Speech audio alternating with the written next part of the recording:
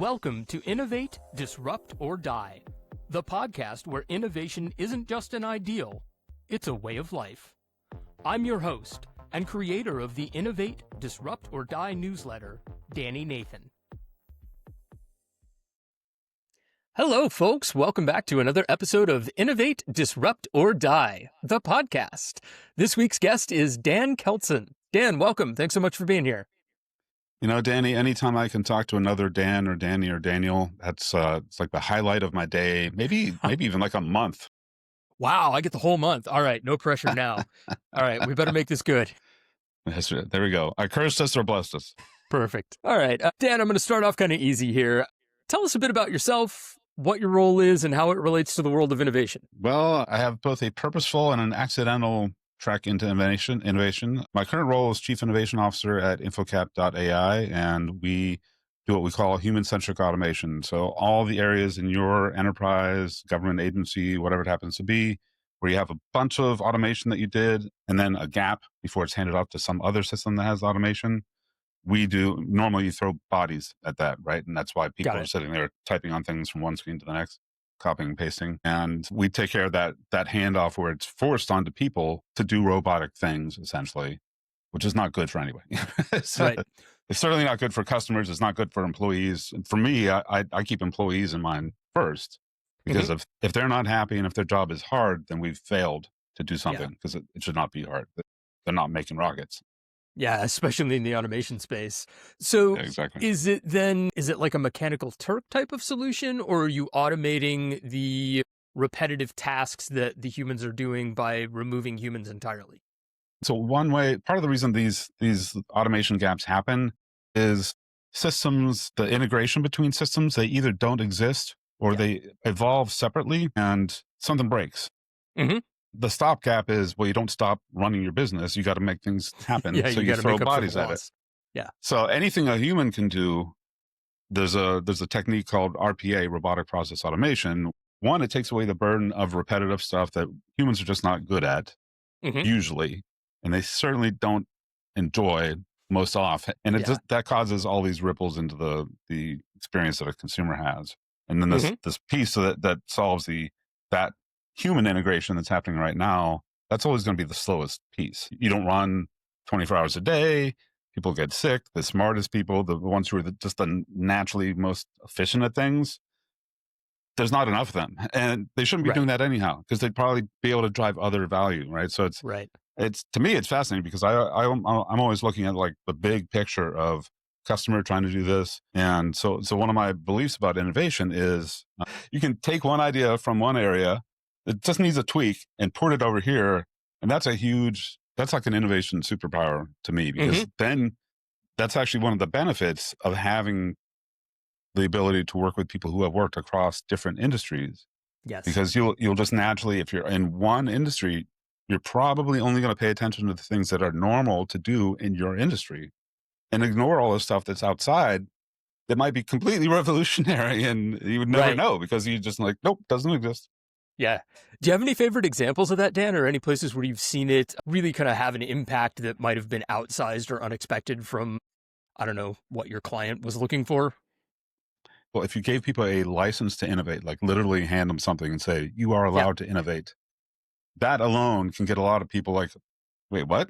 I thought I was just a fill in the blank, whatever role. There's a company in the Boston area here that does fire suppression for underwater vehicles. And, part of the revolution in engines in the last 20 years is electric, right?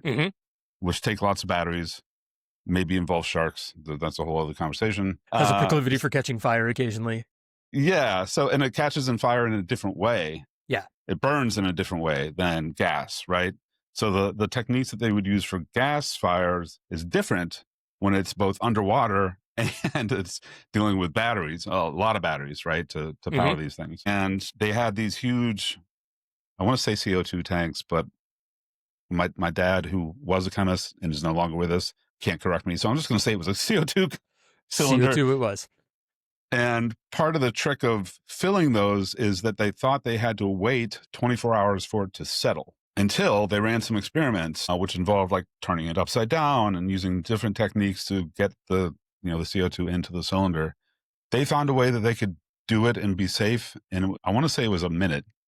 So they went from 24 hours to a minute Wow. to be able to produce these.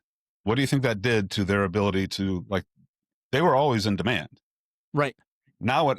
Now they're like, oh my God, we need more space in the in the warehouse. Yeah, more capabilities for filling. That makes sense. Yeah, and it's because so there's a license to innovate. So for me, when I go in and want to help with the consulting piece, like if you don't have time to innovate, that's a problem, right? Yeah, absolutely. Interesting, Dan. You've mentioned giving people permission to innovate and time to innovate. A lot of what you're describing sort of revolves around what I tend to think of as a culture of innovation. So when you're coming into an organization, potentially as a consultant or in your CIO role, how do you go about sort of instilling permission and time as something that isn't looked upon with surprise, I guess, but something that becomes ingrained in that culture so that you no longer have to give the permission that you're describing? So if you're not engaged, you're disengaged. If you're disengaged, it's only a matter of time before you get fired or you leave or you just put in the least amount of effort. You're not happy. Nobody's happy. It's just not good. So one of the things that that I found very interesting is there's the crossing the chasm model is what is normally talked about in software circles. So there's a bell curve. There are crazy people like me that are at the front who want to innovate, and whatever crazy thing that you create, sure, I'll give it a shot. Yeah, I'll try Why it. not? And then there's less crazy people. There's more of them that are like, well, that looks kind of cool. They're having fun, or they think it's important, so maybe I'll do that. And then there's the chasm, and that's where software and hardware companies go to die if they haven't figured out how to talk to normal human beings Right. who are in the bulk of the bell curve. And then there's laggards, and as I found out, it's actually there's plenty of. I used to not like laggards, but now I appreciate that. Waiting for something to be baked and inexpensive and demonstrated that it works and delivers what it can do, that might be healthier, actually. It's certainly less frustrating because you're like, Yeah. it is totally normal for me to be the 1 billionth person to install this thing because now they've done all that before me. Yeah. They fixed everything.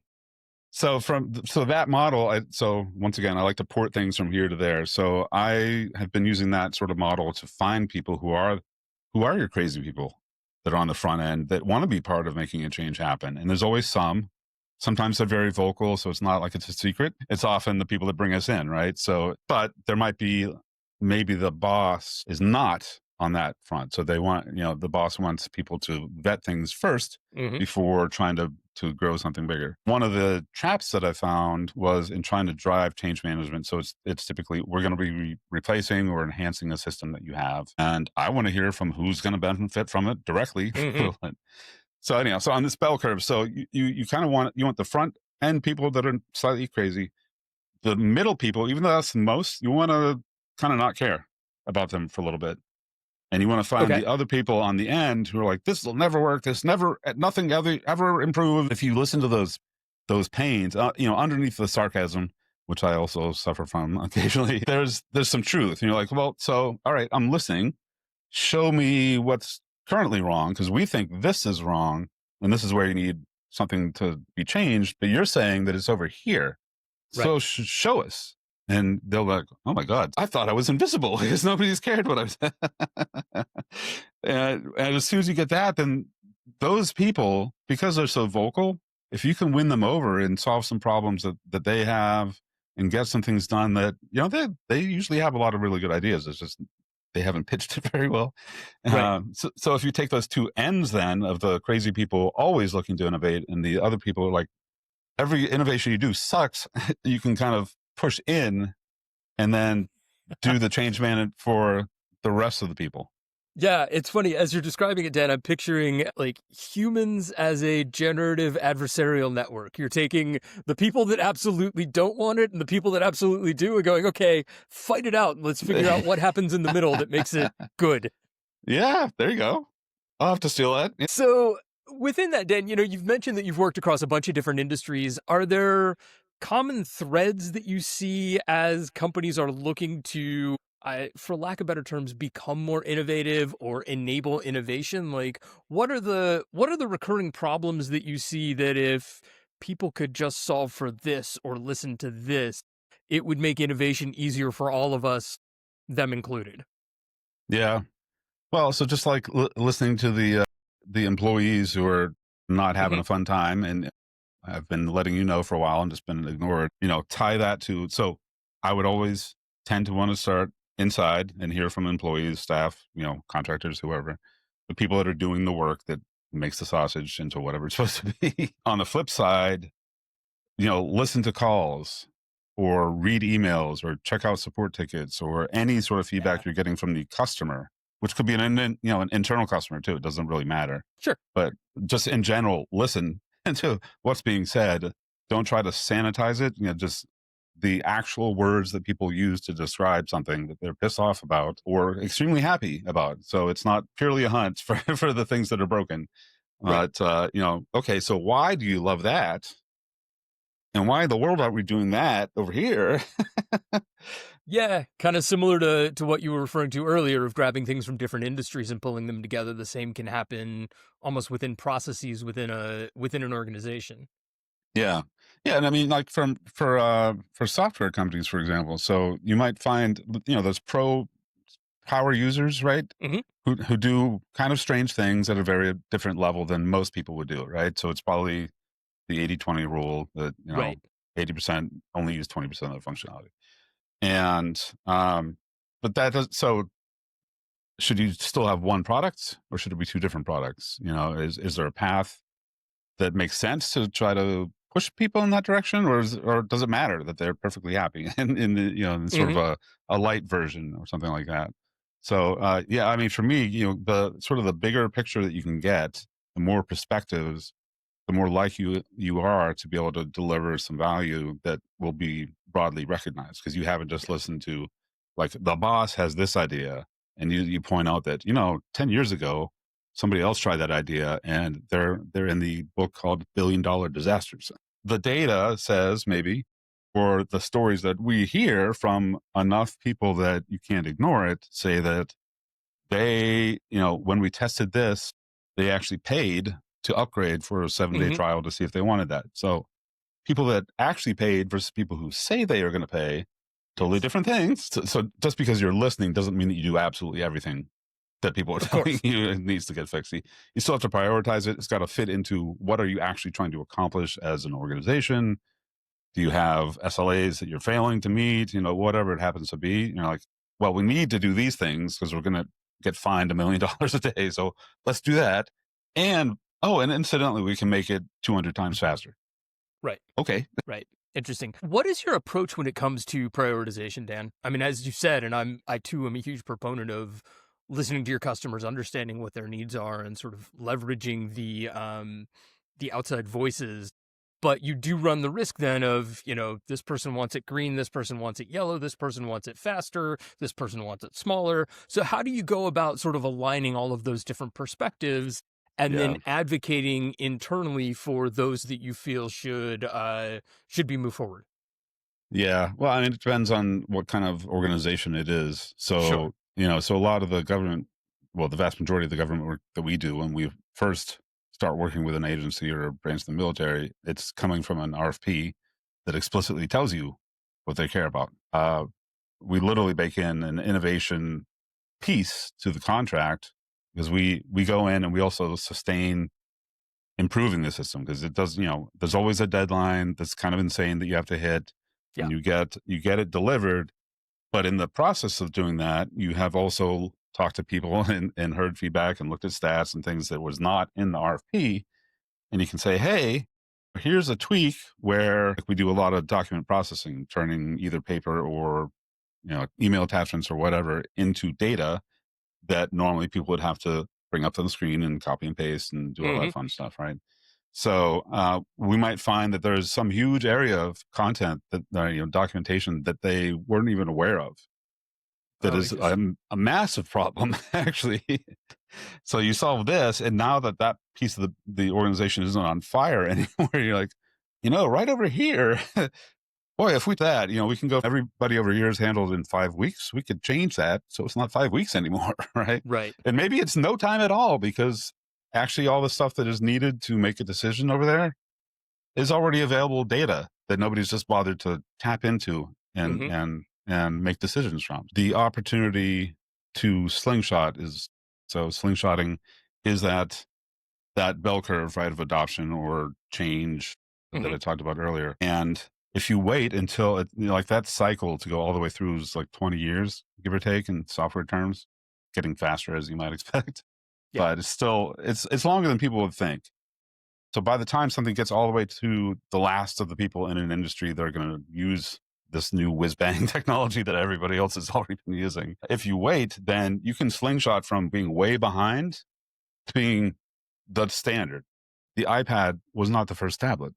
Right. It was just the best done tablet at the time at the right price point. That ability to jump, it's to me, it's only because somebody's taken the time to sort of congeal and converge a whole bunch of stuff into one package that's never really quite existed in that shape before, and then Hmm. suddenly is a thing that you can literally just buy. Just so I want to make sure I'm understanding clearly here, Dan.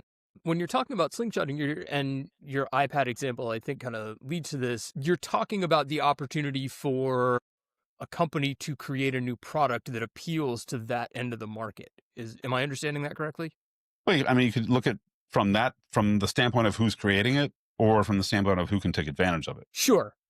Sure. Either way, what I'm Yeah, driving at is we're not talking about incremental innovation from step to step like the iPhone 17 now, as yeah, opposed to somebody looking around and really taking kind of an eye towards the opportunity for disruption and saying, "Oh, look, there's a huge end of the market here that never picked up a smartphone.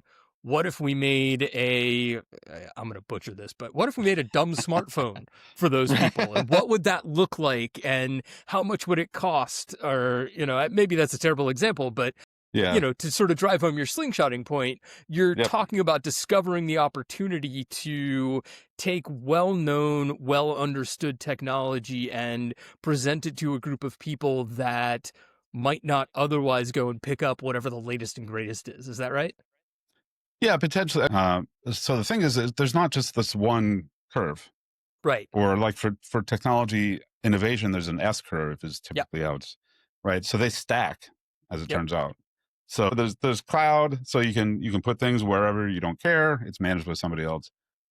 Faster internet access drives all sorts of things because like this was not possible, not all that Right. long ago, right? This was Right. like I would have had to spend $1 million to put this in my basement at one point in time, and I certainly did not do that. Right? So all these things sort of stack up until suddenly there's this convergence that happens. You're like, bam! Now, like we could take Caterpillar tractors, for example. Hmm. My grandfather was a farmer. He was a eighth generation farmer in southern New Jersey. He did not have GPS on his tractor, but I'm sure he would have loved it. He passed away before that existed as a Right. thing.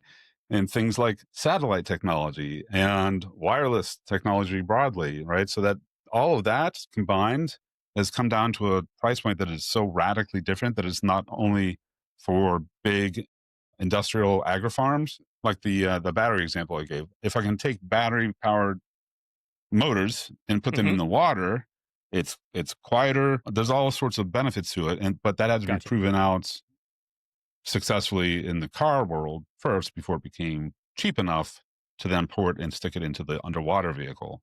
Right. Or the John Deere moment of, like you nodded to my GPS enabled, always connected tractor that I can turn off and on from my smartphone type of thing. Yeah, and maybe drives itself. I mean that Right.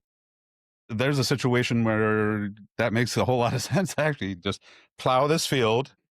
What other nuggets are hidden away in the Gen Z effect that we should know about, Dan? I love the slingshotting idea. I'm curious kind of what else you've outlined there. Yeah. So I'm a big fan of continuous learning. To me, it's part of continuous innovation. So if you're not Hmm. constantly, it's like we all have lots of ideas that never escape our heads and never turn into anything, right? Um, so how do you get to greater, we all start at zero on some new thing, right? And which is less humbling when you're younger, because how can you possibly know you're not something that supposed to you've know never things. learned yet? Right. Yeah. But as an adult, it can be easy for us to say, well, I don't know how to do that, and therefore I won't do it. It would take too much time, yada, yada. So Gen AI, we don't talk about it in the book, but Gen AI can obviously ramp you up in Sure. certain areas. Like I use it all the time for doing competitive intelligence and business intelligence on what is this piece of the market, who are the kinds of people that care about automation and that are afraid of AI, maybe, rightly or wrongly. On the book, one of the things I talk about is adaptive learning systems. Khan Academy is sort of famous for this. So one of the tenets of that is, until you've demonstrated you know how to do something or understand something, they assume you don't. Right. Okay. So like you don't take somebody from never riding any kind of bike into mastering a unicycle. And for that matter, and this is fascinating to me. They came out of Europe and they're everywhere now, but pedal bikes, those are notoriously hard to learn how to ride as a kid, right? Because you have to maintain your balance, you got to steer, you got to pedal, and if you overthink too much, next thing you know, you just broke your arm. Right? But what happens if you break it down so that like the key skills, balance and steering? What if you take away having the pedals? So there are pedalless bikes, and they're low enough so that your feet are always there to be able to scoot you along and push you. So now you've isolated it so you can get those two core concepts down. Yes. And then move on to give me the pedals because I want to go faster because that's fun. So how do you break it down into smaller components? And then how do you make it adapt to, how quickly is the student actually retaining things and is able to apply them again? And so it's one thing, like I dropped out of calculus because I was like, nope, too hard for me. I'm going to go study music, Berklee College of Music. That sounds like way more fun. Yes, I hear that. I don't remember any trigonometry. I have literally no recollection of, other than that teacher sounded like the Mr. Bueller, Einstein? Bueller. Yeah, Oh, there you go. Yeah. He might have been his brother. I don't know. I think he hypnotized us all because I don't remember anything. But so in the book, so I'm a gamer. I did study music. I got 7 or 8 guitars and basses over there and some keyboards over there. And there's a game called Rocksmith that I interviewed the creators of, who are Berklee grads, and it's the same concept as Khan Academy. So assume they don't know how to plug in a guitar. Step one, you're not going to make sound with your electric guitar if you don't plug it in. Right. And so with Rocksmith, so part of it is you play real songs, not just scales and other things that are sort of abstract and definitely not fun. At least it was never fun for me. So learn to play something that you actually like and would like to learn how to play. And then instead of jumping you straight into, you're going to play every single note and every chord and you're going to do the solo and all that stuff, you're going to play one note about every 2 measures, which is like it is not fast. And then as you get better and it knows that you're hitting those notes on time, it'll give you feedback. You're behind, you're in front, you're on time. There's a energy meter, that kind of stuff. And before you know it, like typically for guitar-centric rock, the solo, that's why the guitarist is there. So they can show off, right?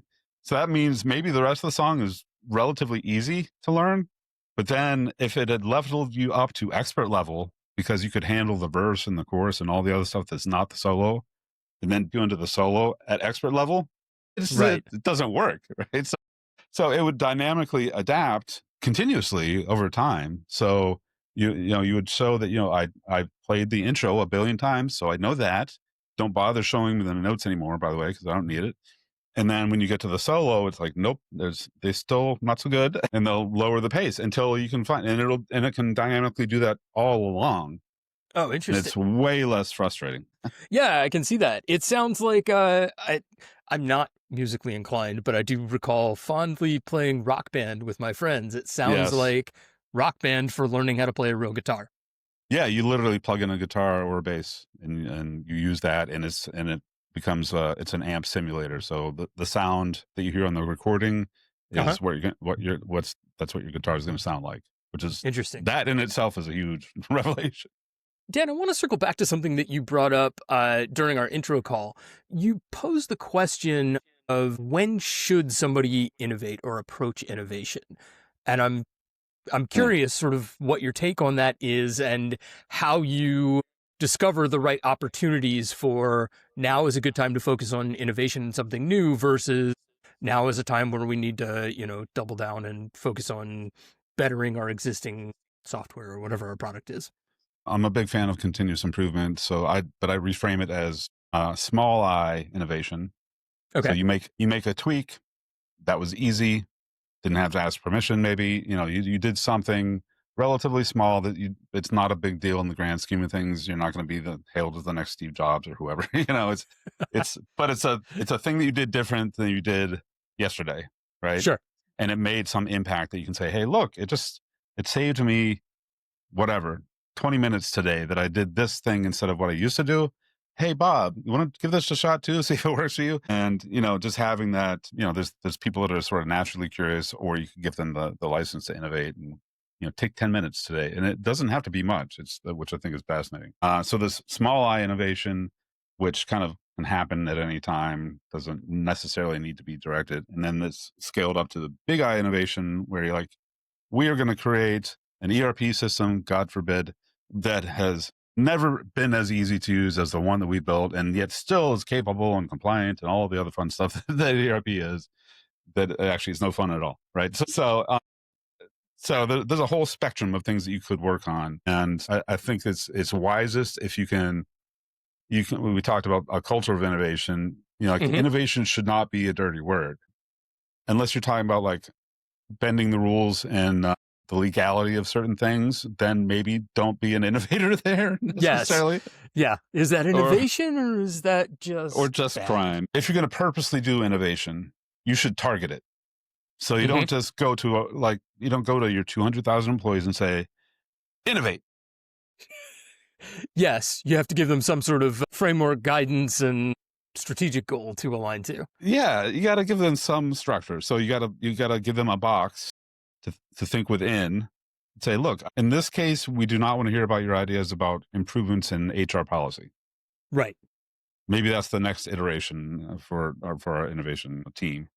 But for this, how can we do things like bring drugs to market faster while still being safe? Do we flip things around on the way that we do our drug discovery efforts, R&D, which is a real thing? So why not take all the people that know how drugs go bad from a public safety standpoint and put them at the front of the R&D situation instead of at the end when you've already spent 15 years and $5 billion. Now give me all your ideas. And everybody has their perspectives, some coming from purely the lab, some coming from interfacing with the government agencies that are responsible for that, some for nurses and physicians and others that are out in the field working. So again, I think it's wisest to get a broad view of things and not take any one person or one perspective as the be all say all. Yes. But you don't want to wait until the entire world is telling you have to innovate. Yeah, at that point it's too late. Dan, the other thing that you mentioned earlier that caught my attention and then we kind of moved on, you mentioned the idea of baking the opportunity for innovation into your contracts. Mm-hmm. Obviously, to the extent that you were willing and able, can you talk to me a little bit more about that? Like, how does that work? How do your clients react to it? And if you're baking in this time for innovation exploration, how do you then execute on the ideas that come out of that sort of period of ideation? Yeah. So for government contracts, typically some projects will come along in government work and there's basically no spending whatsoever happening or very little. And suddenly an RFP goes out and there's some major initiative, law, regulation, whatever that comes into place. And suddenly the spending spikes forever how long it takes to accomplish whatever is being asked. And then the investment drops back to close to zero and nothing is done. But any large organization, it's the same. There's so many things going on. It's easy to forget that, we haven't done anything in this area for years. We haven't spent any money at all on anything other than making sure it's still alive. And unless you put effort into it. So it's like, in software, hardware companies, tech companies, doing agile iterations, Hmm. you always have a backlog. There's never like a lack of ideas. There's always some. Yeah, you're never So done. you capture them and you have to prioritize them. So what is, like the example I gave earlier, we tackled all this stuff that relates to some kind of documentation, but there's this whole area that nobody was paying attention to that actually is a much bigger problem. Do you want to go after that in this Right. next, 4 to 6 week sprint that we're doing? Yes. Okay. And just so we're clear, what do we think? Well, what's our theory essentially on the Hmm. impact this is having now? If we do this, what's the impact going to be? And because everything's in a metered world these days, we tend to build on AWS. You can see exactly what it costs you Right. before and after because Right. there's the data already. Interesting. So you get an RFP, write a contract coming out of, you get selected for the RFP, you write the contract, and in that contract, there is some period of time that is dedicated to innovation or to continuing the development of those ideas. Is that moment sort of saying, hey, we're going to take 1 out of every 5 sprints to try and solve something interesting? Or is it a specific like strategic work period where you're going, okay, for this specific period, we're going to focus on what comes next, and then we'll figure out based on the discovery outcomes, like what gets built? Yeah, I mean, so up front is always, what does the RFP say we need to do, and let's make sure Sure. that that's taken care of, right? Yeah, And it's then table stakes as effectively. we've proven that we can do what we say we can do and delivered and solved the problems that you were looking to solve, in that process we do a lot of group. We do every 2 weeks we do group coaching for everybody in the company, Okay. and most recently it's been to reinforce that, look, we're all essentially innovators and salespeople. So when you see something that you're like, wow, I wish we could work on that because hopefully it's fun, but it also, there's a reason why, there's some Yeah. impact that we can unlock here that would really change things up. And so we make sure that that's surfaced, and then it's surfaced with the contacts at whoever we're working with, and get it officially on an iteration. And we do tend to, we do 6 to 10 week uh, larger iterations in 2 week sprints to Okay. get through that. And it's the same, there's a theory. We do something to do some sort of improvement or tweak to it. Are we headed in the right direction? Or is that stupid? Right. I mean, what is Right. it? And then either, maybe we can accelerate it and we can do it much faster, or maybe it turns out it's a really bad idea. Who knows? But it's interesting because it's a formal process, and they could always go faster. But, there's always a balance between Sure. outright speed and actually making thoughtful decisions. Yes. Well, and especially when you're dealing with clients and not building for yourselves, there's a certain comfort level that you have to maintain there so that everybody feels good moving forward. Yeah, exactly. Cool. Well, Dan, I want to be a little bit mindful of time here. Is there anything that I haven't asked you that would really kind of tie a bow around our conversation here? Anything that you're dying to share? Oh man, I don't know. I do think so. One thing I'll close on is, Gen AI is a wonderful thing, largely, I think. But so for as much as AI can do, you definitely cannot trust it to do the same thing on a Yes. repeated basis reliably, right? Yes. And so you cannot trust it. I used to be a trust but verify kind of guy. Now I'm a don't trust and verify the shit out of it. Yes. Yes. Yes. The amount of frustration that comes out of it's a real double-edged sword because you have those moments of, oh my God, it just did an hour's worth of work in 5 minutes. Yeah. And then you get the others where it's, oh my God, I've just spent an hour doing something that should have taken 5 minutes. Yeah, exactly. Yeah. So, Yeah. and that's kind of our secret sauce. So we've been using AI for 6 years in this one implementation, and we've learned how to put rules around it so that it's not the Wild West. When it says this is a decision on health insurance, for example, Hmm. then we can roll back in time and say, so why was this person approved or denied for insurance coverage? Well, because the rules said this. And yes, it was informed by AI, but ultimately it was wrapped inside. We know that the rules legally, Hmm. regulatory reason, this is the rule that applied at that time for this decision. We can explicitly point to guaranteed if we do the same thing and run it through again, it's going to get the same thing. Right. And it's a lot of work, but it's also, there's lots of situations where you don't want to just let the, essentially the AI MBA student to go nuts. Yes. Yes, it does not have all of the answers, even though it purports to have all of the answers. Well, Dan, really appreciate your joining me today. It's been a fascinating conversation. Where can folks find you, find your book, and if they want to reach out or say hello or anything like that, what's the best place? Yeah, so I've been on LinkedIn since almost the very beginning, and I'm a big fan. As long as you don't just instantly try to sell me on something, that would be Yes. great. Yes. But I do, I do podcasts. I run my own podcast. I'm always looking for people who are doing interesting things that fits into Next Feature Today, which is the title of my podcast. Infocap.ai is the company I work for right now. And Gen Z Vect is still selling on Amazon and other bookstores. You can get it in Audible, where you can hear me with a slight cold do the voiceover. Oh, for nice. half the You book. did your own voiceover. That's great.